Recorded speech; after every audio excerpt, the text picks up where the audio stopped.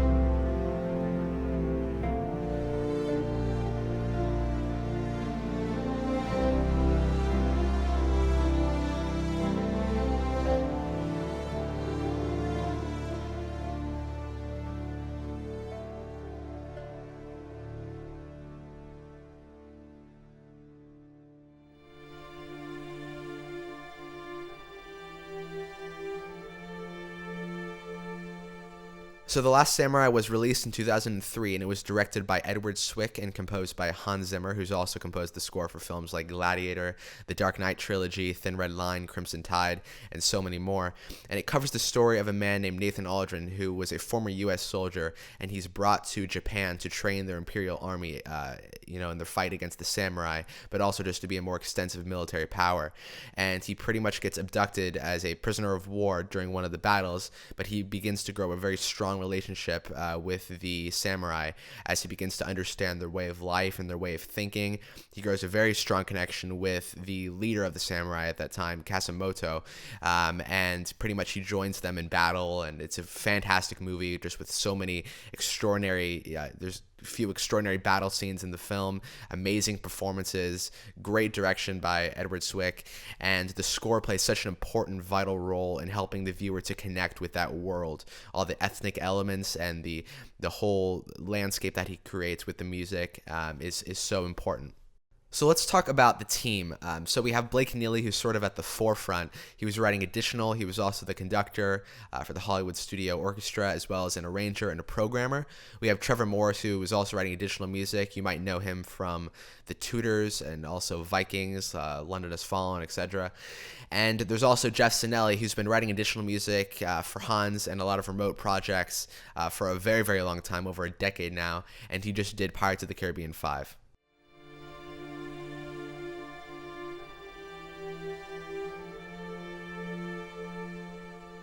So let's talk about some of the elements of the score, or some of the creative elements that really stick out. So the first thing is, since the film is about the merging of the modern world and the ancient world, as well as, of course, Japanese cultures and Western cultures, the score sort of replicates that, combining Western-style themes and musicality with authentic Japanese instruments and overall musical aesthetic.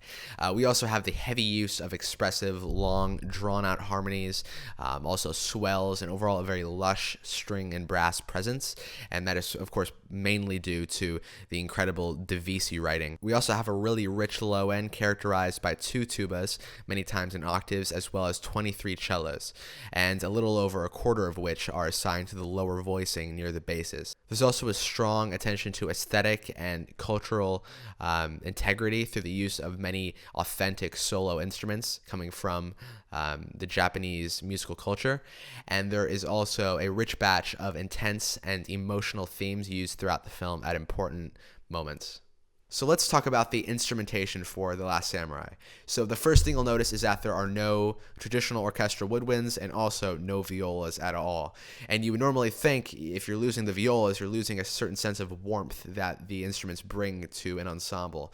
And that is true, but Hans sort of makes up for that using the higher register of the cellos a great deal. And also the warmth that the brass brings to the score, it definitely makes up for that loss. So we have 23 cellos, which proportionally is quite large compared to what we normally have, and we're normally going to have around 8 to 10 on a film of this sort of budget, and normal symphony orchestra working on a motion picture at this time, definitely.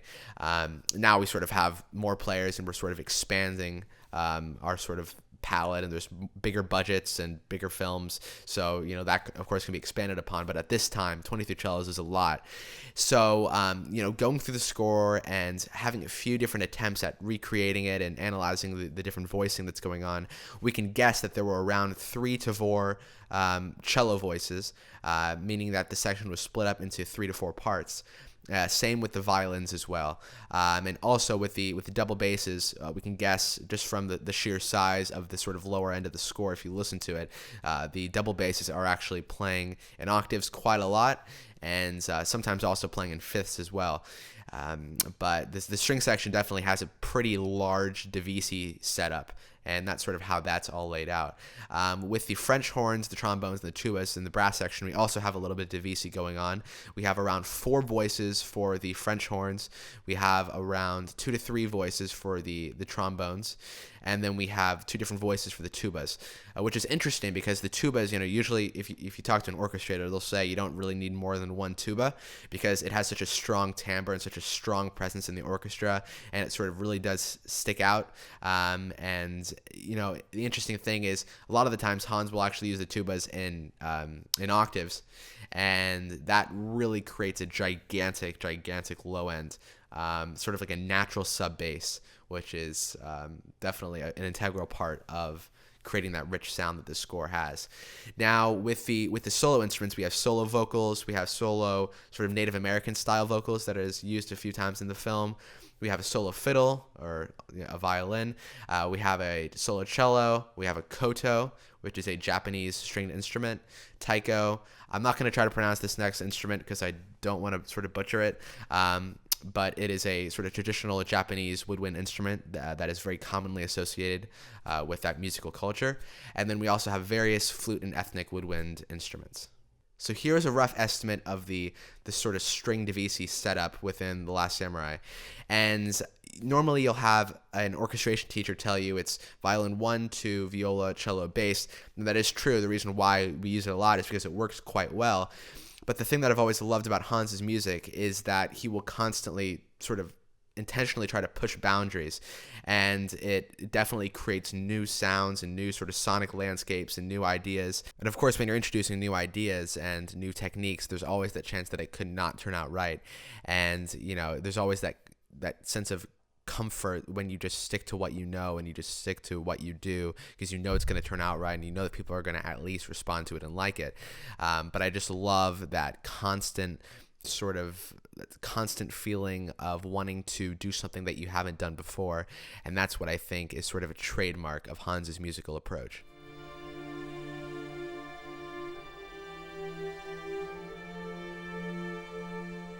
So if you know a lot of Hans's scores, he has this great ability to write a lot of very memorable, visceral themes for specific movies, such as Interstellar,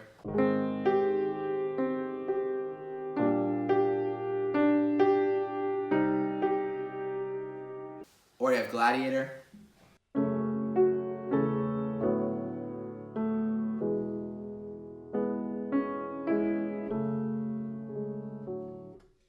or you have Inception,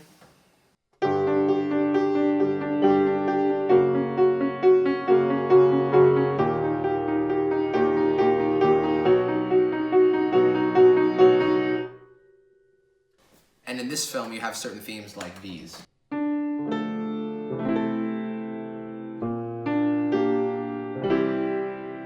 Or this one.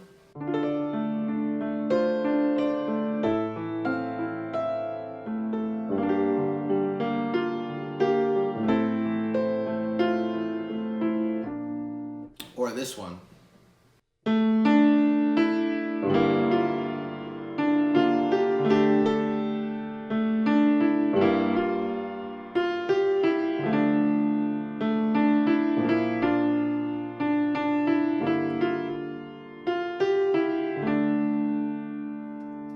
And if you'll notice, there's a whole lot of downwards chord motions in his themes, and there's also a lot of first inversion minor chords, such as this. That's an A minor first inversion, and then we go to a G minor first inversion, and then back. So those first inversion minor chords have a very strong presence to them.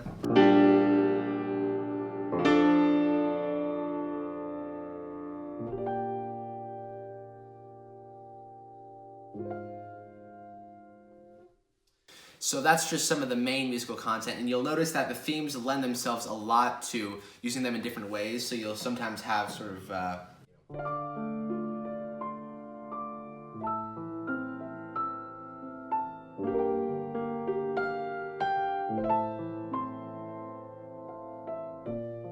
and then sometimes you'll have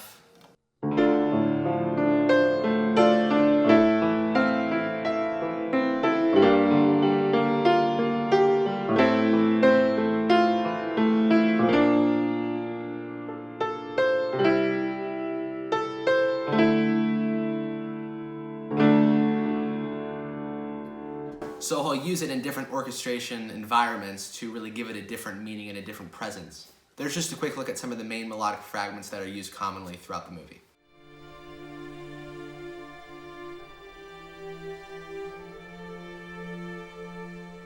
So let's begin to take a look at this suite. So you can see we begin with very light orchestration. We just have this hanging note. And then we introduce the harp.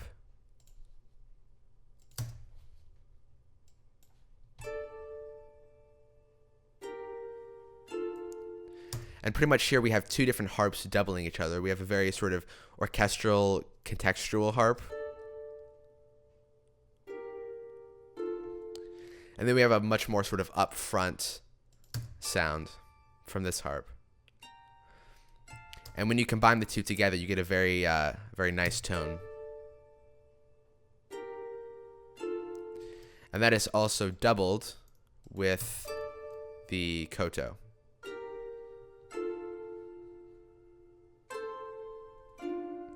Which is very sort of light, but adds a little bit to the texture. And then we have this flute up here.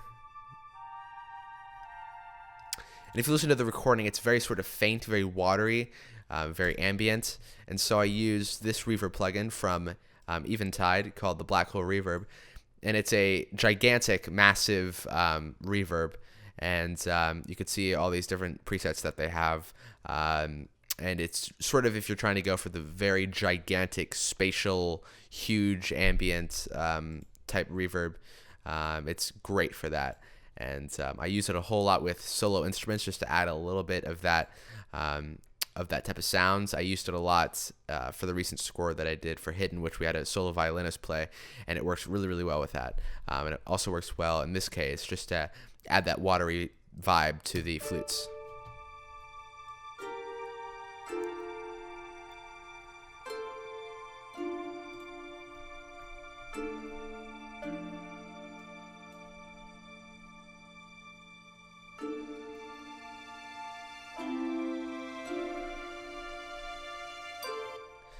And of course, with the harp and with the strings here, we're really just going between sort of a fourth, which is also a fifth, relative to D,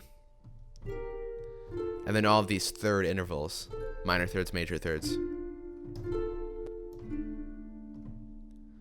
Major third, minor third, minor third, major third. So that's really all that he's doing. He's just going between all these different intervals and moving them around. And you'll notice a lot of, we just did Chronicles of Narnia, and Harry always goes sort of like,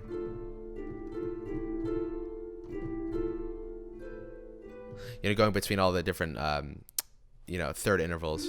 It has a nice ring to it.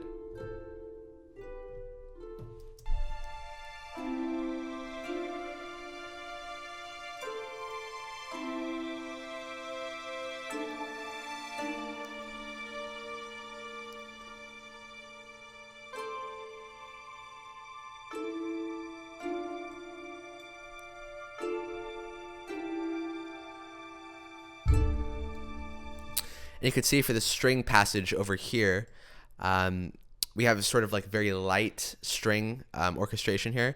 We have a flautando. Oops, here it is.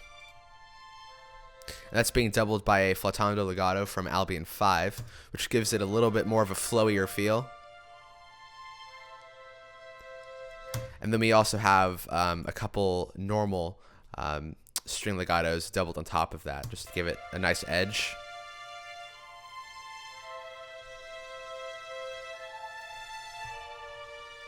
And that gives you this sound.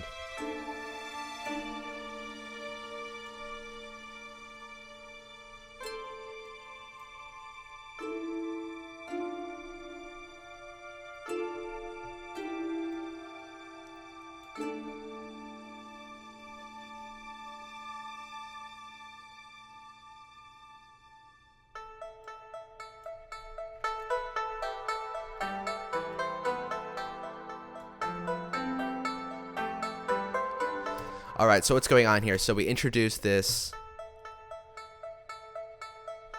You can see we're simply playing. Oops, let me just go ahead and unfreeze this guy.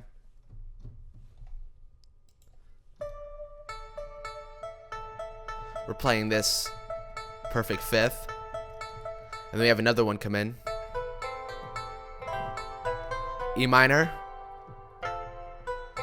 F major, G major,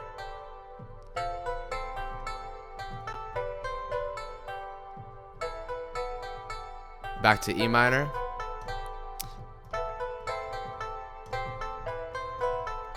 And so we're really just repeating that.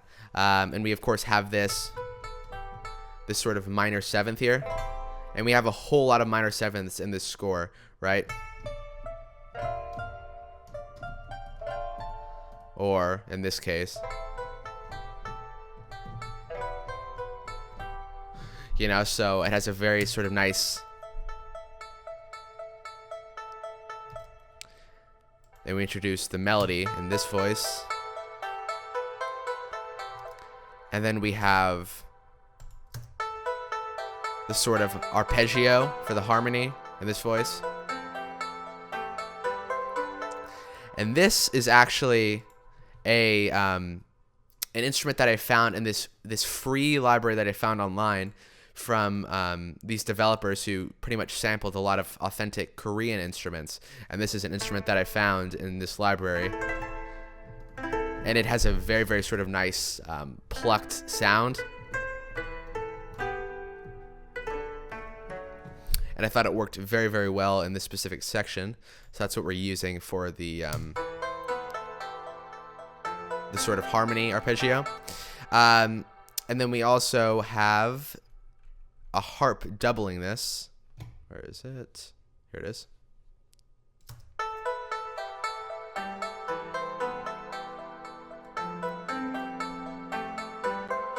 So you can see without the harp, it's nice, but it's a little less sort of full. It adds a little bit more of a rich quality.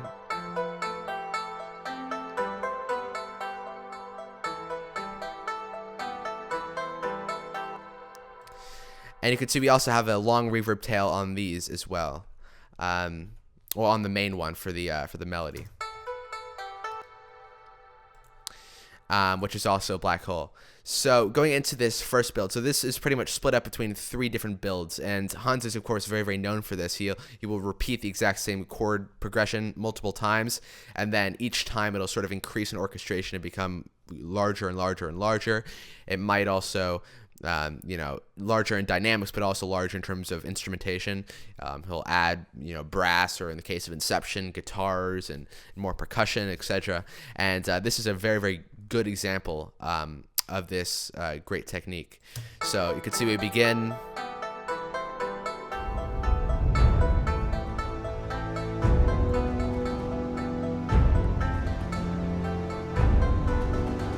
We begin with strings, brass, and a little bit of percussion as well.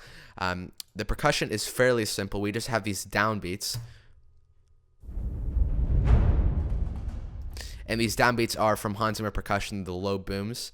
And then these guys, they're sort of the, I believe they're the C2. And there's also a great, you know, great sound for E2 as well. It's a much more sort of boomier sound. But we have that C2. And then we also have these toms here, which, let's check where these guys are from. These are from Hans Zimmer percussion as well, and these are the boom bomb hits. And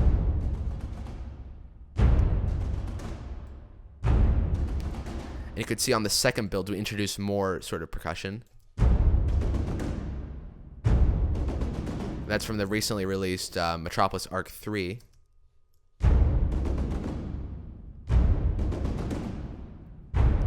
And then when we head into the final build, we introduce even more.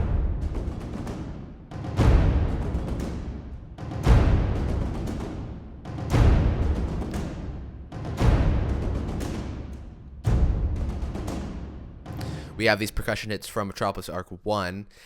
And then we also have these sort of, they're hitting on the half notes.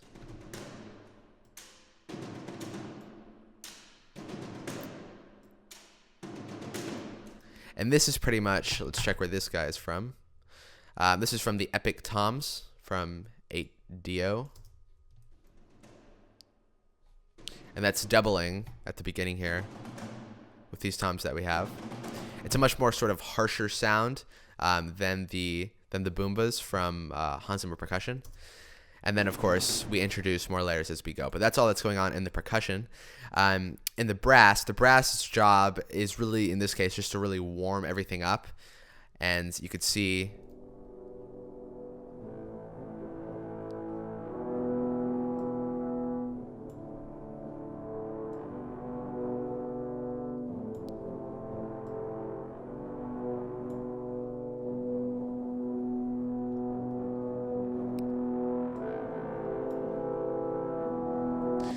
we're pretty much just playing the harmony in a sense.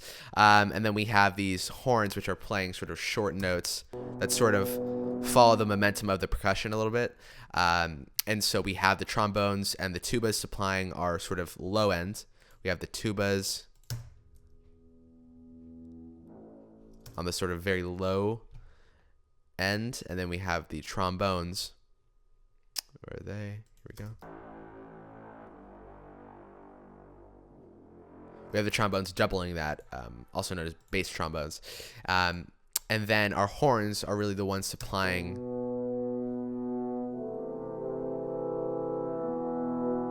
the harmony. And you can see we have Berlin brass open, and we have all the different horns pulled up so that we could pretty much write like you would on a full score piece of paper. So we have all these different legato voices that are polyphonically sort of making up the harmony.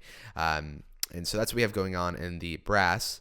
And then let's see if there's any build over here in terms of orchestration. Pretty much it's just a dynamic build. We don't really build from that brass orchestration. And then in the strings, we have, let's go ahead and solo all these strings.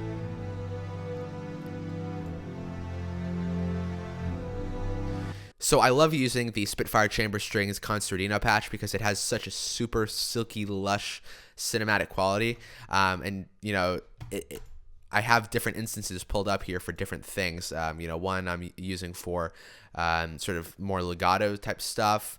Then I have one that's playing chords and harmony. And I'm sort of interweaving between all the different instances. And you could see, like, for example, I just have... Since in The Last Samurai there's no violas, I pulled up a sort of custom batch of patches from the library. You can see we have violin 1, 2, cello, and bass. And that gives us a pretty nice cinematic sound.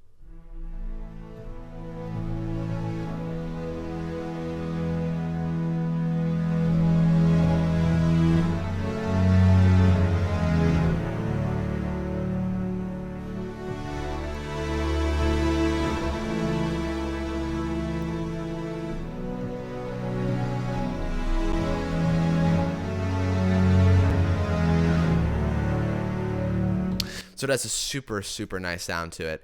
And so you can see we just start off with the ensemble playing chords.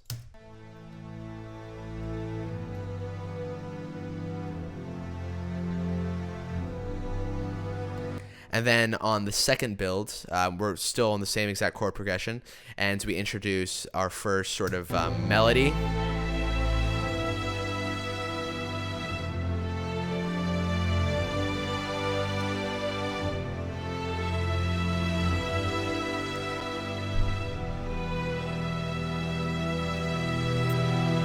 And then we double this melody with pretty much an octave up. And this next melody is in the concertino strings.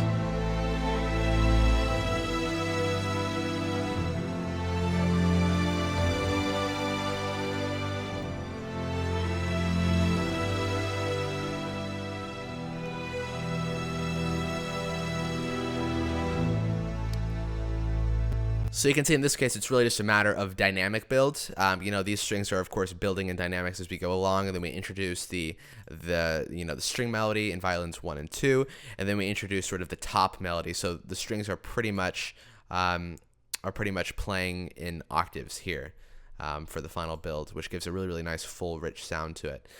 So that's all that we have going on there, and then down here, pretty much what we had going on in the ethnic string plucks, that just continues for the rest of the piece and pretty much repeats itself throughout the duration of this cue. So next we have this piece of music called Safe Passage, or Beating in the Rain, and this is when Algren is fighting one of the samurai and continues to get defeated every single time he gets knocked to the ground. He keeps on trying to get back up and eventually gets knocked out. And the music is super powerful, and the music sort of rises during the scene as he is literally rising off the ground multiple times. And so it has a very powerful quality to it.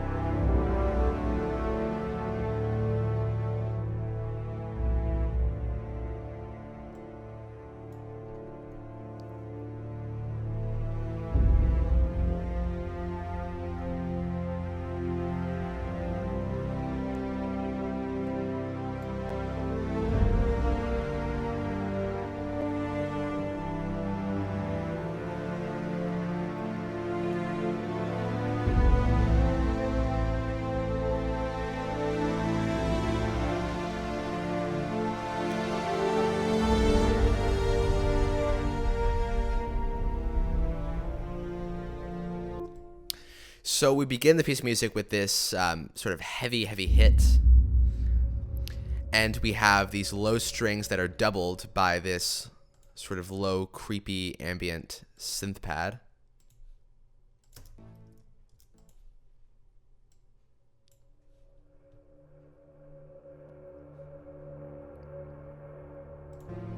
So in terms of the harmony, we really just have this D minor, and then to the C major,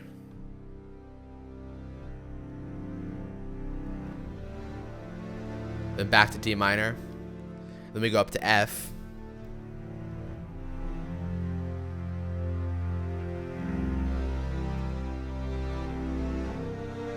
G minor,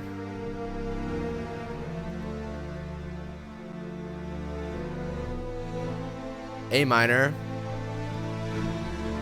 G minor,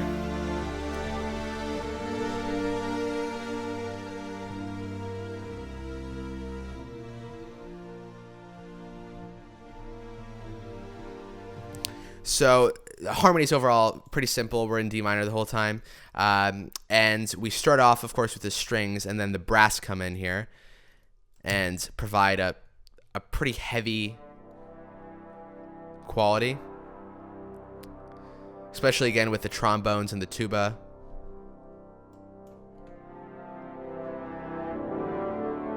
So we introduce these voices here.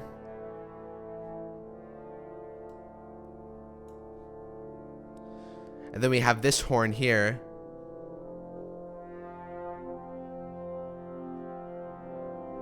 Boom, boom. And this is sort of like the source of rising, that rising quality here. It's constantly, so you can see we have, try to go in here.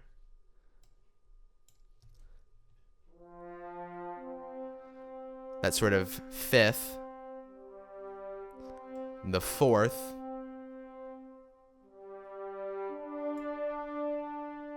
and then we can see we have that G to the D, which of course is another fifth. And then we're still rising, constantly rising. And of course this layered on top of the rest of the harmony creates a pretty nice sound.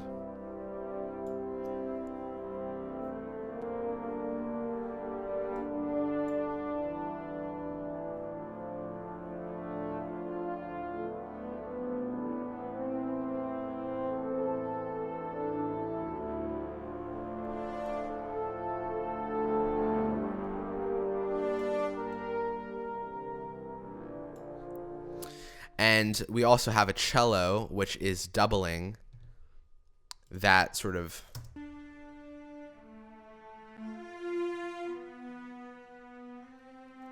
those horns. And in terms of the strings, let's talk a little bit about this. So we have, of course, our main string ensemble, and then we have these concertino cellos.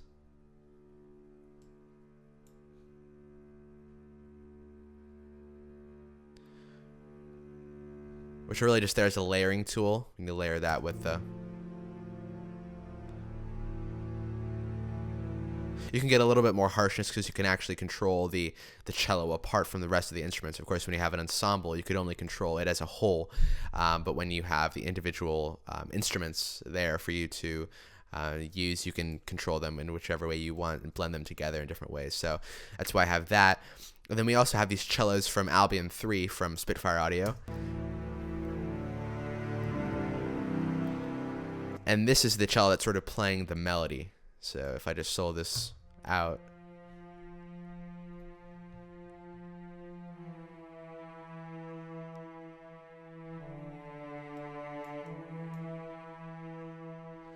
And that's doubled by the another concertino instance.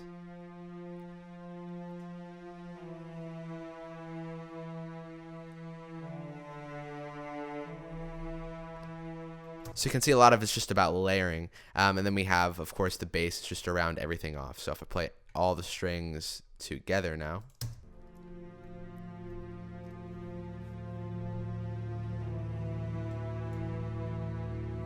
Oops, don't have this one.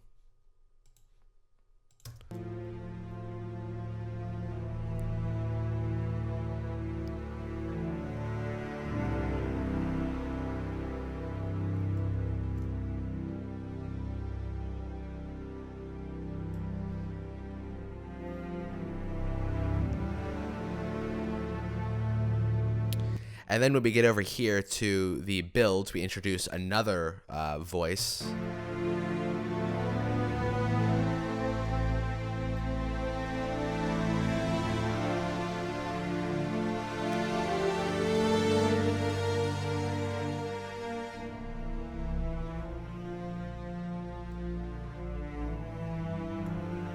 And then, of course, the crescendo.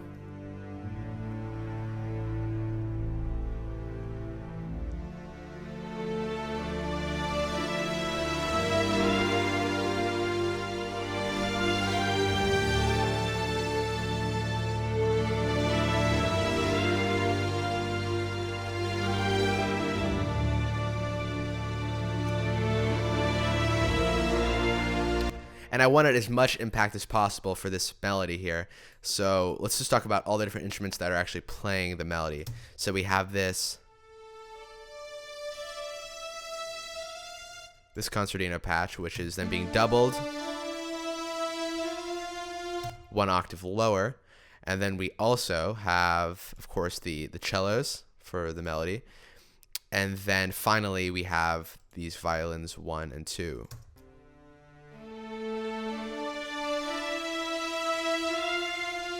Which creates a huge, sort of huge sound and a very, very strong thematic puncturing moment.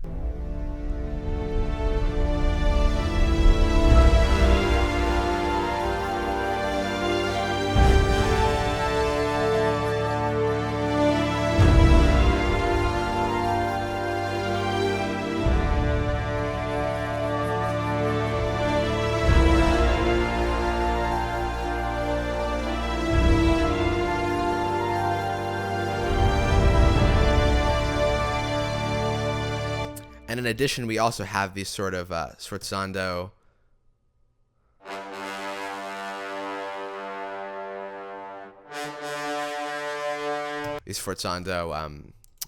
horn and trombone phrases there. So there's something that's definitely very timbrally interesting about ethnic woodwind instruments like this.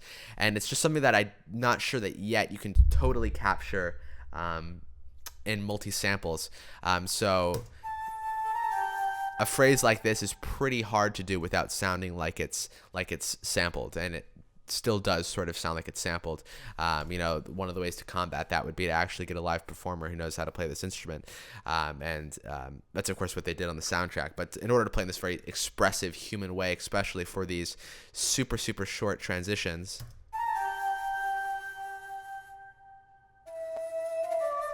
I sort of went as far as I could, and I also, of course, did a little bit of expression automation. So that's as pretty much close that I could get using what I had, and this is of course from the Silk library from East West. So that's what we have going on here.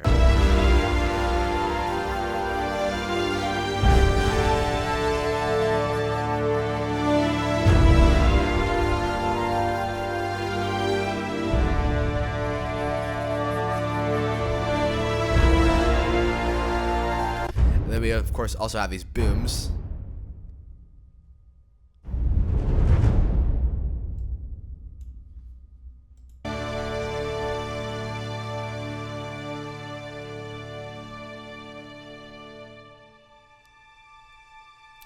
Then we go back to this thing that we had in the beginning with the strings.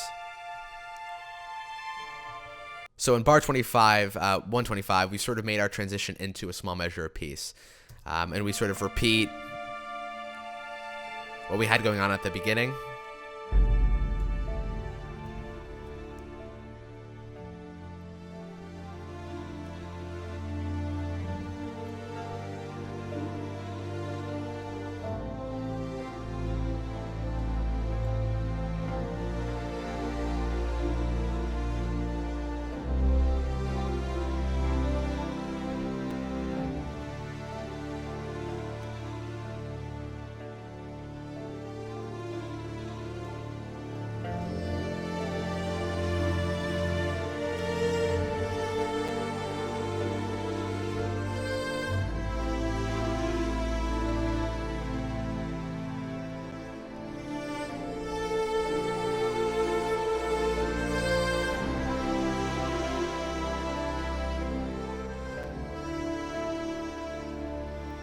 So the way that I've arranged this here is that we start at the ending of the piece, or the very end of the movie, and then we go a little bit earlier in the piece to about the 3-minute mark. It's about a 7-8 minute cue, and we go to this section.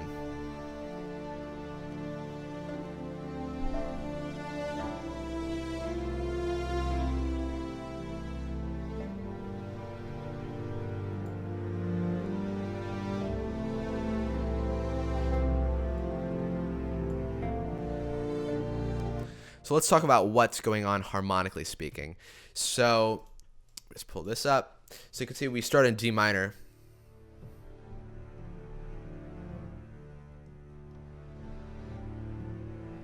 And then we have a D minor chord with a third in the bass.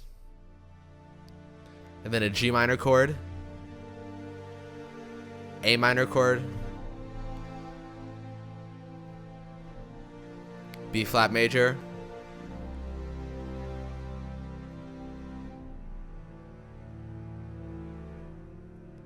And then we just repeat that.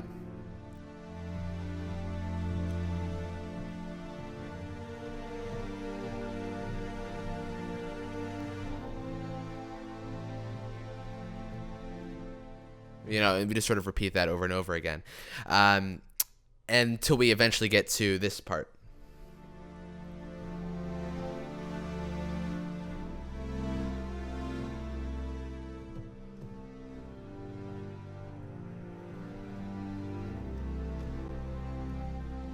And this is pretty much D minor, A minor first inversion.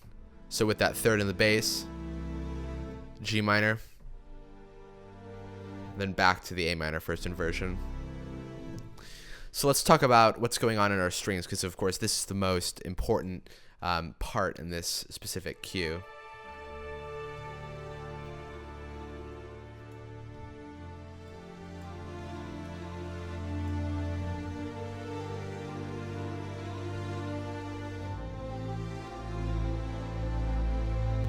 So there's really just 3 different things going on. So we have our main harmony, or chords.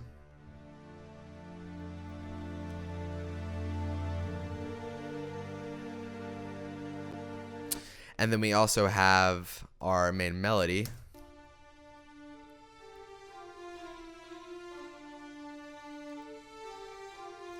And then we have our basses.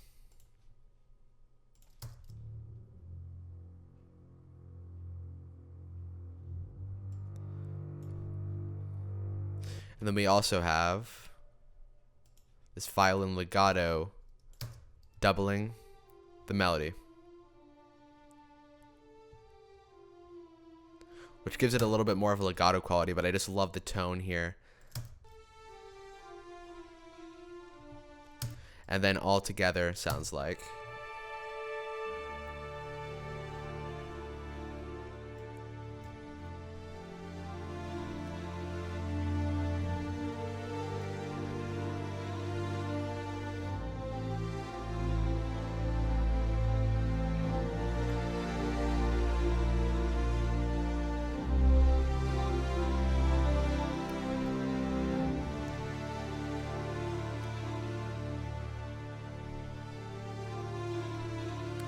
So now we introduce two different new layers. We introduce a solo cello, and that's also being doubled by a sort of high violin.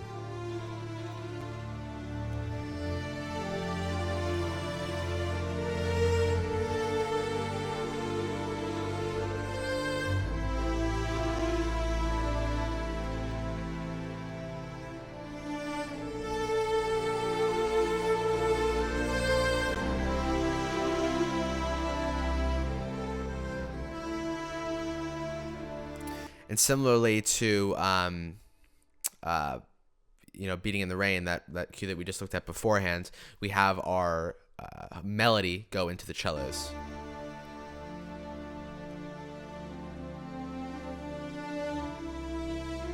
Sort of more high-end cellos, which sort of gives us a nice little feel of what the violas would sort of sound like.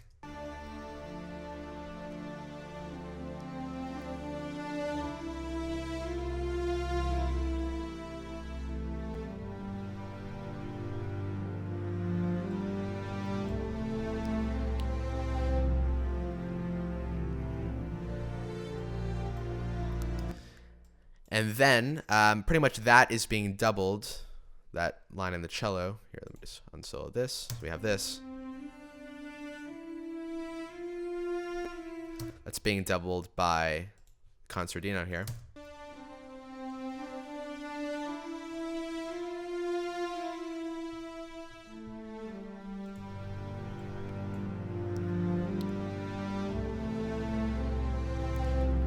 Then we have this phrase being played here again.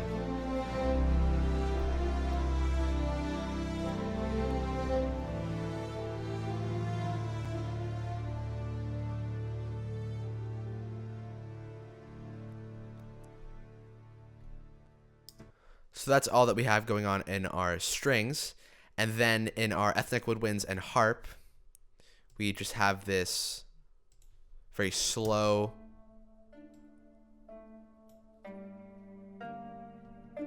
just sort of outlining the harmony and providing a sense of movement to these long, drawn-out chords. You can see we have, of course, the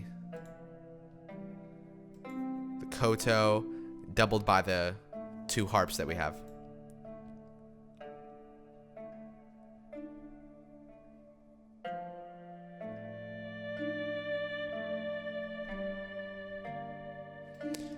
And then we also have this. What is this guy? This is very interesting. This is a electric cello that I think I just doubled just to intensify this note here, which is when the solo cello comes in.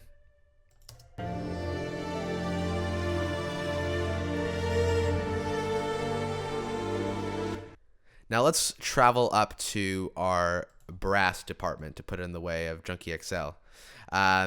So in the brass department,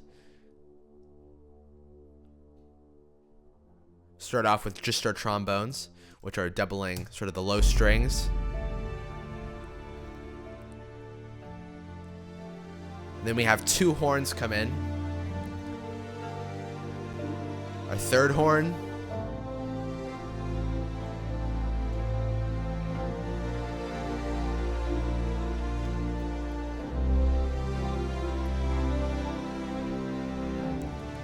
And then we have our tubas fade in slowly until we have that sort of low presence.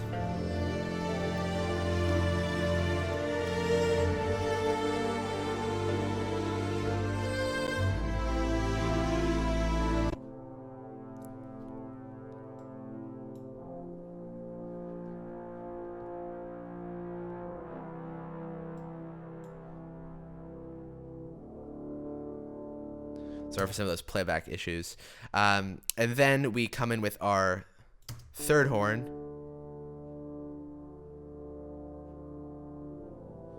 To help fill up the harmony.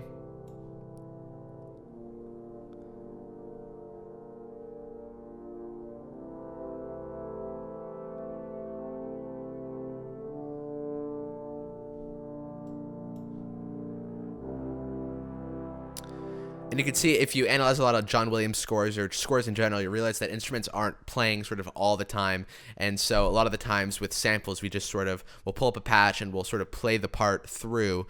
And we realize at the end that we've pretty much have all the instruments playing all together all the time because everything is so accessible. But like in this case, we just have this horn voice come in for this one chord where we need it to be present, and then we sort of get rid of it, and then it comes in for this chord, and that's the only, you know, section that it's actually in during this whole entire piece.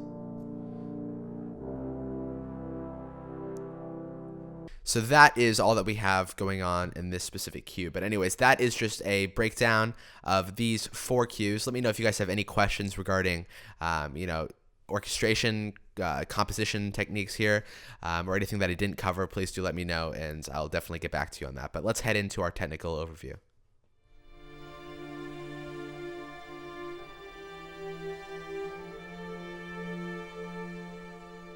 So let's take a quick look at the technical aspects regarding the suite. So a little bit about the samples and my overall workflow regarding the template and everything like that. So first things first is the woodwinds. There's barely any traditional orchestral woodwinds in here.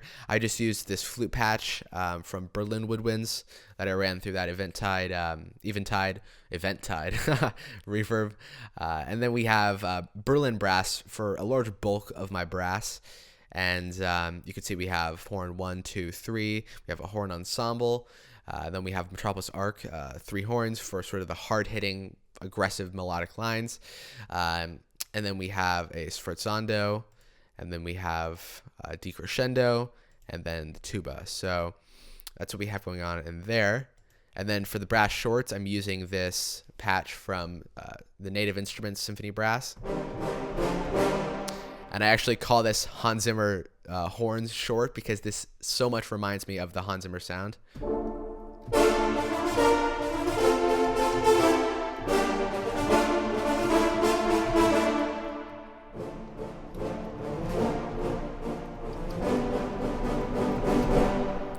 Has a great tone.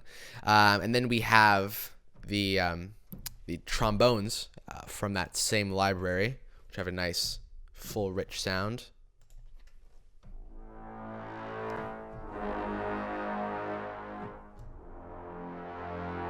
And I just think it has a warmer tone than the Berlin brass trombone, so I use that mainly for my trombones, and this for my French horn, my tuba.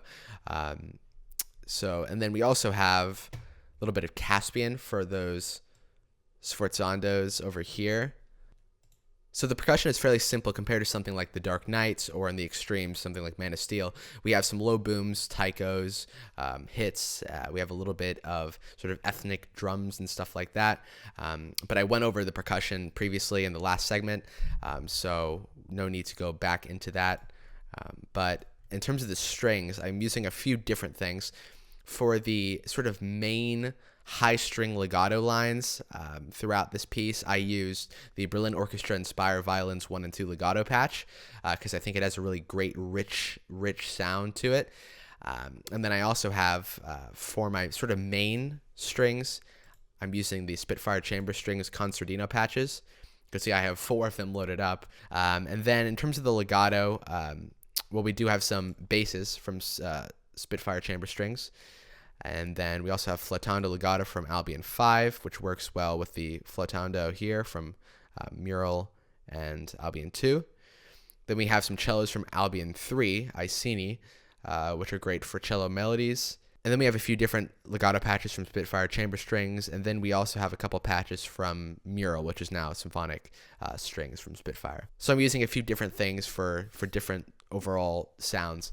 That's what we have going on there. And then let's look at the harps. Harps is Berlin Orchestra Inspire, Angelic Harp.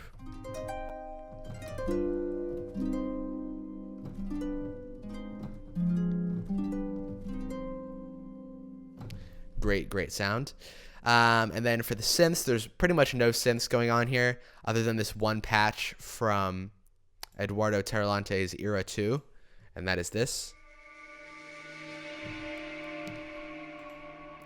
And then in terms of the ethnic stuff, we have this this koto. I believe that's what this is.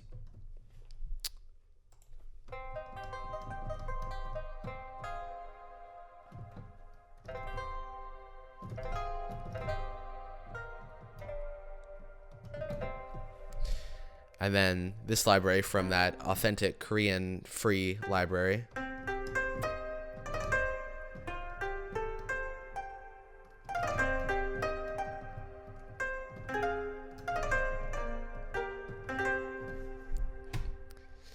And then in terms of woodwinds, we have this instrument from East West Play,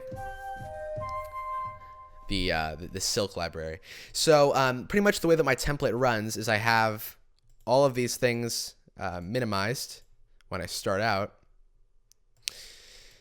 and everything is disabled. So pretty much I'll load everything up, and you can see there's 535 different instrument tracks loaded up, and I pretty much can sort of load as I go. And the great thing about that is you don't have to go into your contact browser or even your quick load. Everything is just sort of right there. And if you want to find something, you can of course use this. So if you wanted to type in Spitfire chamber strings, concertino, it's going to pull that up right there. So it's really easy to use, very simple, and it's just right in front of you. And if you want to load something up, you just click the D key, and that activates it. And if you want to deactivate it, if it doesn't work out for some reason, it's not what you wanted, you can just click it again, and it's going to deactivate it. So that's how my template works. Then I also have these group tracks, which are pretty much tracks for every one of these folders. It gets a little bit more specific too, like woodwind long, woodwind short. And I can pretty much put effects on these if I wanted to affect the whole entire section. So for example, like the brass, I put just a little bit of EQ for the brass as a whole. Very sort of subtle, just getting a little bit of those sort of mids out. Let's see if I have anything for the strings. Nope, just a little bit of reverb for the strings. But it's a great way to universally put effects on one specific instrument section. So it's a great tool for that. And that's all that we really have going on regarding my template. Also, I sort of went over this in my last video for the Chronicles of Narnia video. But automation, I love. It's great. Let me just show you my automation. Oops. Show all used automation. So see how far we can go. So you can see I have sort of lots of various automation throughout the piece, and that's because I use automation for expressions. I pretty much will record it in with the mod wheel so that I get that natural crossfade between the various dynamic layers, what the company actually recorded, which is really great because you get that natural authentic transition between the various dynamic layers. And then I'll go in and I'll make all the final adjustments via automation using that for the expression. So there's just a quick look at the technical aspects regarding the suite. So thank you guys so much for watching. I had a great time checking this one out. If you guys have any questions, please put those down below. And the next episode is going to be the Season 2 finale of Behind the Score. So that is going to be the final episode for a while, and then we're going to return with Season 3. And I already have various ideas regarding where we're going to go, but just a hint, I think we are going to go towards TV scores. So everything from Game of Thrones, Westworld, The Tudors, everything like that, even miniseries stuff like Band of Brothers and The Pacific. We'll be taking a look at things like that if you guys are interested in the TV world. So please put your recommendations down below, and if you guys, again, need the stems or the project file, that is available for free download down below, so you guys can pick that up. Anyways, thank you guys so much for watching, and I look forward to seeing you guys soon.